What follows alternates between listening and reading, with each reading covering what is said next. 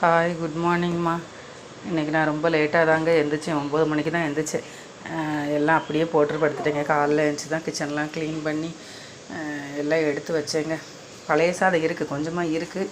ஹரிக்குட்டியை குடிக்க முடியாதுல்லங்க, அதனால் பழையது என்ன குழம்பெல்லாம் சூடு பண்ணியிருக்கேன். அப்படியே குடிக்கிச்சுன்னா அவள் பிஸ்கட் மட்டும் சாப்பிட்டு கம்ப்யூட்டர் கிளாஸு கிளம்புறா.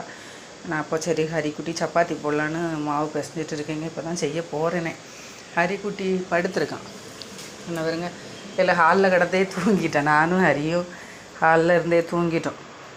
அவருன்னு அசைஞ்சிட்டு இருக்கார். எந்திரிச்சிட்டான், ஆனால் எந்திரிச்சு உட்கார மாட்டாங்க. மாத்திரையெல்லாம் போட்டிருக்கான். எப்படி எந்திரிக்கானா இல்லையான்னு தெரிலங்க.